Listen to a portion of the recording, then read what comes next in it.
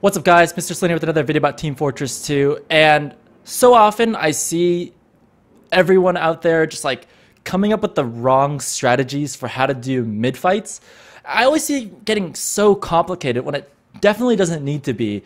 And I want to explain how you should come up with a mid fight strategy that works for you and your team without requiring you to invest like ridiculous amounts of time into researching the game, into like finding out exactly what Banny does on his middles and copying that one-to-one.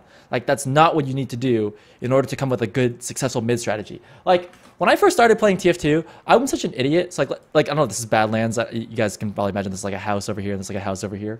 I would literally go into like tactics.tf, or I would like come up with these paint drawings with like screenshots of the map and like put down like exact copies of like soldier and scout and demo, and like I'd place them around and I'd say, okay, this guy needs to jump over here, this guy goes through here the house and comes out this way, and this guy does this thing over here, and it just got ridiculous. Like, you don't need to go this far in depth. It was only recently, within the last like 12 months or so, when I was talking to a player from EVL and I was like, hey, how do you guys do your mid fight strategies? And they're like, oh, it's very simple actually. We say go left or go right, and that's it. And I'm like, what? What is that? What is that? What? That's crazy. That doesn't make any sense at all. Like, why would you just go left or just go right? And they're like, no, we go to practice and we say we're gonna go left, and then they run left mids. I don't know, every single, like, they literally don't even change it too. Like, they don't change the strategy. They just go, oh yeah, we're gonna go left. We're gonna go left. We're gonna go left 5 times, and then by repetition, they find out through trial and error what works and what doesn't work. So let me give you the Badlands example of how you would do this. Let's say this is train, this is train. So they say, okay, we're doing Badlands mid, let's do a left-sided mid. So they'd be like, okay, and people generally have an idea of what they want to do. Like, the scout's going to put himself here, demo man here, maybe like, you know, the combo's going to come out of the valley, and then like a roaming soldier over here. That's the general framework for that mid fight. But they don't even go that far as to say like, okay, like you stand here for 3 seconds and then you're going to go over here, and this guy watches closet, but if they go this way, I'm going to go this way. It doesn't get that complicated. You just go, look, I'm going to stand here, you stand over there ish. Like, you just say like, we're going left. and then what's going to happen is this roaming soldier. So let's say you're roaming soldier Larry, and you're like, okay, I'm going to go, okay, they're going left, so I'm going to try going right on this one.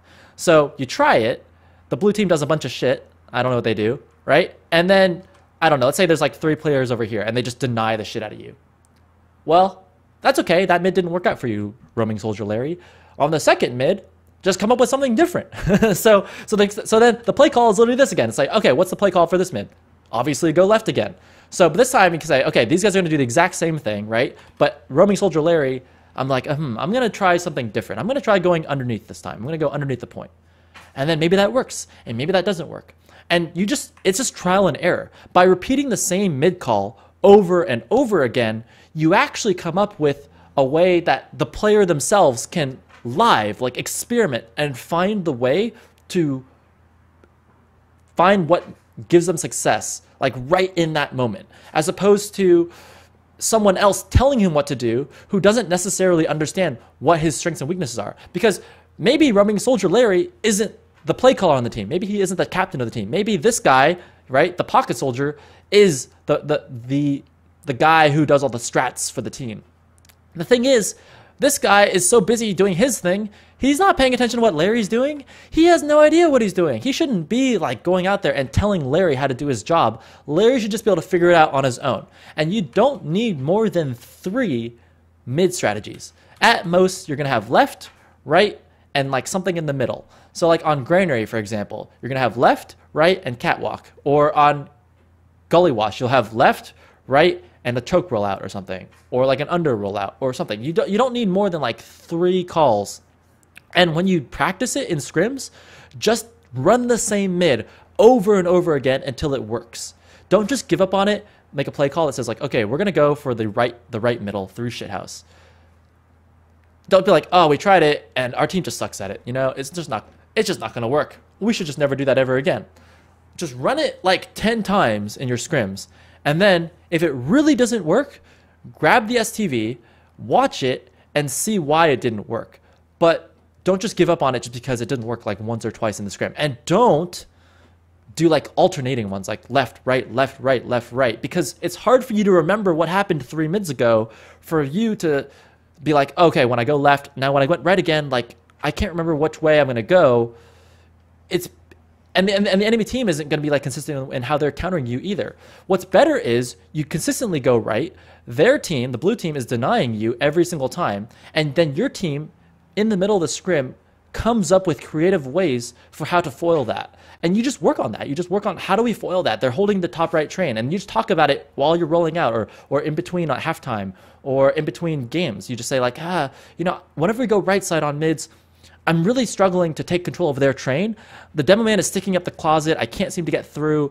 Like their scouts are stuffing underneath. Is this right side even working? It's like, yeah, we can make it work. Or, you can watch some like pros doing it and then see how they do it.